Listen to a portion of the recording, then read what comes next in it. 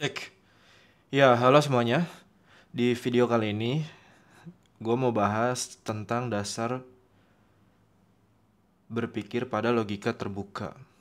Ya, agak berbeda dengan dasar berpikir logika yang tertutup, di mana kita memang tidak diperbolehkan berasumsi gitu. Jadi memang tertutup untuk informasi-informasi yang di luar dari premis yang diberikan. Nah, pada logika terbuka ini kita diperbolehkan memasukkan informasi tambahan lain. Jadi dalam menarik kesimpulan, kita cenderung diperbolehkan berasumsi selama masih dalam konteks premis bacaan yang diberikan gitu.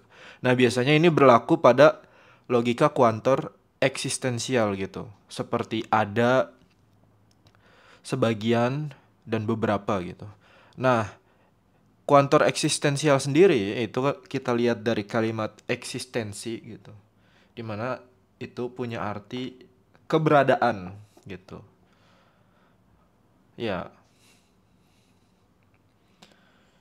Nah, di sini gue ada contoh premis. Dia sebenarnya punya arti atau punya makna yang mirip-mirip. Yang pertama, ada siswa yang pandai membuat puisi. Kemudian beberapa siswa pandai membuat puisi. Yang terakhir, sebagian siswa pandai membuat puisi. Nah, pada beberapa soal mungkin kita lumayan sering nih menjumpai bentuk kuantor beberapa dan sebagian gitu. Padahal pada dasarnya bentuk ini adalah bentuk yang kurang tepat. Kurang tepat gimana tuh? Nah, di aturan logika yang benar, yang ideal, bentuk ini sebenarnya asalnya itu dari kata som gitu. Yang artinya adalah at least one. Jadi dalam bahasa Inggris gitu, logika yang diajarkan di barat biasanya eh, kuantor eksistensial itu dia menggunakan bentuk som gitu yang artinya at least one gitu. Jadi kalau kita terjemahin di bahasa Indonesia yang tepat itu sebenarnya adalah ada yang punya arti paling tidak satu gitu. Jadi untuk premis ada mahasiswa yang pandai membuat puisi, dia punya arti paling tidak ada satu gitu, mahasiswa yang pandai membuat puisi. Nah, namun ketika kita menggunakan kuantor beberapa dan sebagian, nah di sini poinnya. Hal tersebut bisa memunculkan asumsi bahwa akan ada beberapa atau sebagian yang tidak pandai membuat puisi. Yang mana hal itu tidak benar-benar setara gitu dengan kalimat awalnya atau dengan premis awalnya. Nah, di sini gua ada soal nih. Semua siswa kelas A dapat berbahasa Jepang. Kemudian siswa kelas A yang menduduki ranking 10 besar juga dapat berbahasa Perancis. Simpulan mana yang tepat tentang ya siswa kelas A, semua siswa kelas A. Nah, di sini kita bisa lihat bahwa ada kuantor eksistensial ya yang menjelaskan bahwa siswa yang menduduki ranking 10 dapat berbahasa Perancis gitu kan. Nah, kenapa ini masuknya itu eksistensial? Karena dia itu bukan universal, bukan keseluruhan gitu. Melainkan siswa yang ada di ranking 10 besar. Nah, kalau kita lihat opsi soal ini, sebenarnya kita bisa seleksi mana pernyataan yang sebenarnya tidak tepat gitu, simpulannya. Dan bisa kita eliminasi sampai nanti ketemu jawaban yang paling logis. Nah, kita lihat nih, opsi A. Yang dapat berbahasa Prancis, gitu, menduduki ranking 10 besar dan tidak dapat berbahasa Jepang. Nah, ini kalimat terakhirnya yang salah, tidak dapat berbahasa Jepang. Dimana ini nggak sesuai dengan premis pertamanya, bahwa semua siswanya itu bisa berbahasa Jepang. Yang opsi B, yang dapat berbahasa Prancis, tidak menduduki ranking 10 besar, dan dapat berbahasa Jepang. Nah, ini eh, pernyataan keduanya yang salah, di mana tidak menduduki ranking 10 besar. Ini nggak sesuai sama premis 2, di mana dia bilang yang menduduki ranking 10 besar dapat berbahasa Perancis. Kita lihat opsi C. Yang tidak dapat berbahasa Perancis tidak menduduki ranking 10 besar dan dapat berbahasa Jepang. Nah, ini yang gue maksud eh, dasar berpikir secara logika terbuka, di mana di premis 2 kan dinyatakan bahwa yang menduduki ranking 10 besar itu bisa berbahasa Perancis. Nah, itu kan jadi memunculkan asumsi kan bahwa yang tidak menduduki ranking 10 besar itu tidak dapat berbahasa Perancis. Di mana hal itu kan pada dasarnya enggak disebutkan di bacaan. Dan kita berasumsi sesuai konteks premisnya bahwa yang tidak menduduki ranking 10 besar itu nggak bisa bahasa Perancis. Nah, pada dasarnya ini nggak benar-benar setara gitu dengan klaim awal bahwa siswa kelas yang menduduki ranking 10 lah yang bisa berbahasa Perancis. Gitu. Itu kan nggak serta-merta memastikan bahwa yang nggak ranking 10 itu nggak bisa bahasa Perancis gitu. Nah, tapi kita lihat opsi D gitu. Yang tidak dapat berbahasa Perancis menduduki ranking 10 besar. Nah, ini salah kan? Karena yang tidak dapat berbahasa Perancis gitu. Seharusnya kan yang menduduki ranking 10 besar dia dapat berbahasa Perancis. Nah, salah di kalimat awal. Kita lihat opsi E.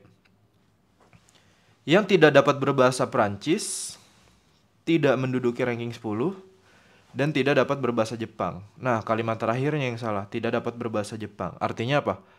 Opsi C yang jawabannya paling logis gitu dibandingnya dengan opsi lainnya. Nah, kenapa kita akhirnya memilih opsi C? Karena memang eh, secara logika tertutup itu nggak ada kan opsinya gitu. Jadi tidak ada opsi yang menjelaskan apa namanya simpulan secara tertutup, di mana ya yang idealnya kan kayak gitu kan gitu. Gimana bang yang ideal? Nah, coba kita rangkai nih. Berarti anggaplah opsi F gitu.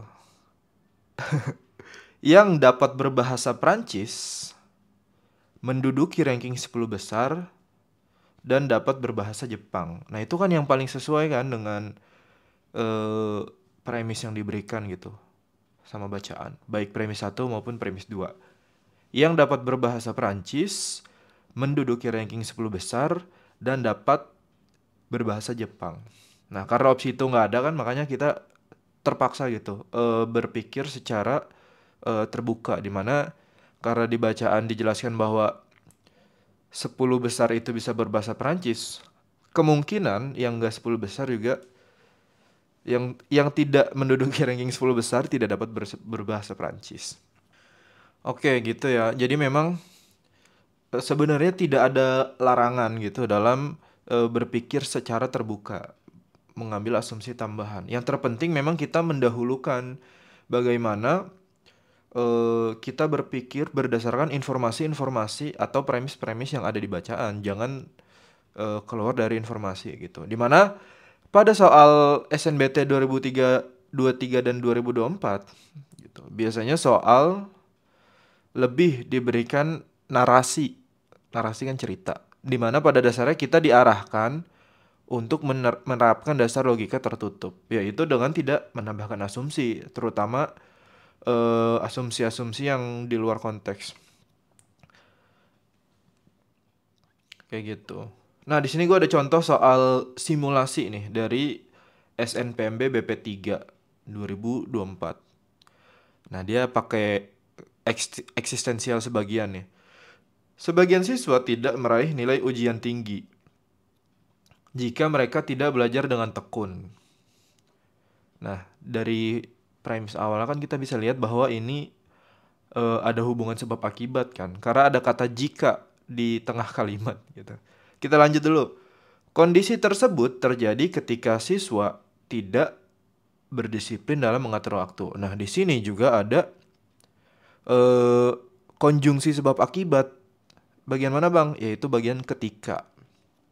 Gitu kan, dimana kan kalimat setelah ketika itu menandakan bahwa dia adalah penyebab gitu atau antecedent. Ada yang masih inget gak?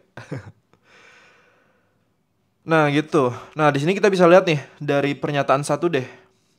Sebagian siswa tidak meraih nilai ujian tinggi jika mereka tidak belajar dengan tekun.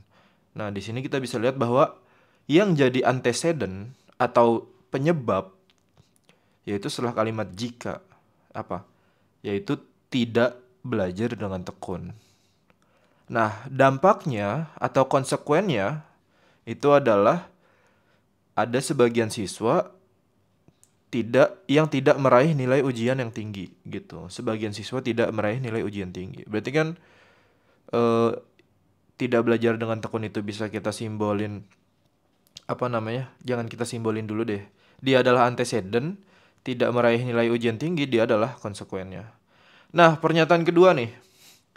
Kondisi tersebut terjadi ketika siswa tidak disiplin dalam mengatur waktu gitu. Ketika tidak berdisiplin dalam mengatur waktu. Nah, bisa kita lihat kan setelah kalimat ketika dia adalah antecedentnya atau penyebabnya. Di mana kalimat kondisi tersebut itu merujuk pada premis premis awal apa pada pernyataan awalnya kan, yaitu tidak belajar dengan tekun. Nah, dari sini kita bisa ambil eh, sebuah gambaran terkait hubungan sebab akibatnya gitu. Dimana yang jadi anteseden awal adalah siswa yang tidak berdisiplin dalam mengatur waktu gitu. Nah, konsekuen pertamanya, dampaknya yaitu siswa jadi tidak belajar dengan tekun. Nah, ini bisa kita simbolin tadi awalnya P, dampaknya ke Q gitu. Nah, siswa tidak belajar dengan tekun, konsekuensinya apa? Sebagian siswa itu tidak meraih nilai ujian tinggi. Nah, kalau kita rangkai dalam apa namanya? Silogisme hipotesis, jika P maka Q, kemudian premisnya kedua jika Q maka R, maka simpulan yang tepat kan adalah jika P maka R kan. Berarti yang jadi antecedent atau penyebabnya adalah dia siswanya tidak berdisiplin dalam mengatur waktu. Konsekuen akhirnya sebagian siswa tidak meraih nilai ujian tinggi gitu atau yang jadi R-nya. Tinggal kita lihat opsinya. Dan ternyata opsi yang paling tepat adalah opsi C.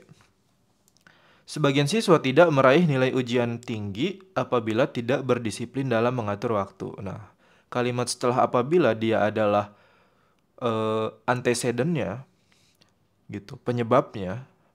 Sebelum kalimat apabila adalah akibatnya. Gitu. Jadi simpulan yang paling tepat adalah opsi C. Ya gitu. Nah, di sini gue mau di akhir video ini gue mau sedikit disclaimer gitu. Jadi belum tentu gitu. Eh, Pernyataan yang diawali kata sebagian atau beberapa atau ada itu pasti harus menggunakan logika terbuka gitu. Enggak kan?